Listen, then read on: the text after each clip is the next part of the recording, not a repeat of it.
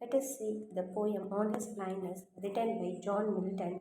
He was born on 1608. He is the greatest English poet after Shakespeare. He has also written a greatest epic, Paradise Lost. On his blindness, in this poem, the poet was blind, and this is a very religious poem. The first line, when I consider how my life is spent here, the poet is thinking of how he is spending his lifetime, the time he has left to see, and how he has spent the whole life. The second line, half my days in this dark world and wide. He is thinking of how he has spent his life before his blindness. Now he is spending his days in darkness. Half of his life he could see, the other half he is now spending in blindness. The world is dark to him. And that one talent which is her to hide. Here, John Milton has used biblical reference with Matthew 25:14 to 26 in that, and one he gave 5 talent to another two, and to another one, to everyone as he was able, and he went on his journey. Straight away, he who had been given the 5 talents went and did trade with them and made 5 more. In the same way, he who had been given the 2 got 2 more. But he who has given the one went away and put it in a hole in the earth and kept his Lord's money in a secret place. Now, after a long time, the Lord of those servants comes and makes up his account with him. And he who had the 5 talents came with his another 5 talents, saying, Lord, you gave into my care 5 talents. See, I have got 5 more. His Lord said to him, Well done, good and true servant. You have been true in a small thing. I will give you control over great things. Take your part in the joy of your world.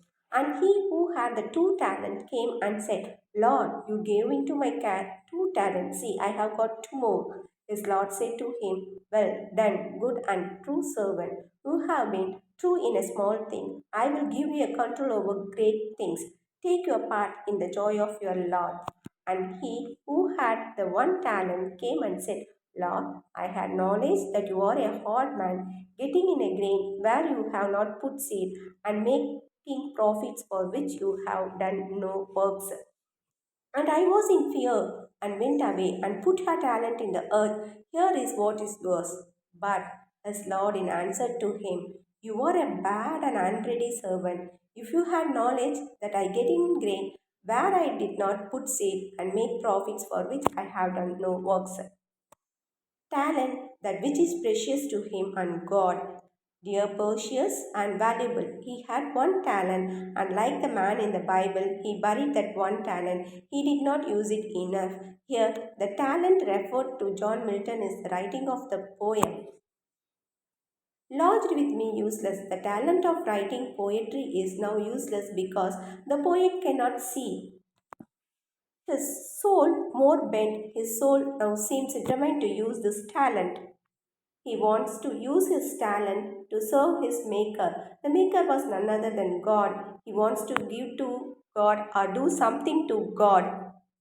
The image of accountancy is used here. My true account. The poet's talent is like money. He will present his books to God, which will show him much money he had made. It will show how much money he has in his account. God will return. He is afraid. God will scold him for proving what he has done with his talent. The poet suddenly wonders if God is fair in expecting him to make something of his talent when he is blind. Here, metaphor is also used. God is compared with an employer. Will God expect a worker to work when there is no light? Will God expect work that you must do in daylight from him when he can't see? In the time that the poet lived, you could not confront God with questions like this. It was a sin. That's why he used the word fondly. Fondly meant showing affection and love. He shows God. He asks this question as someone who loves him and not as someone who judges God.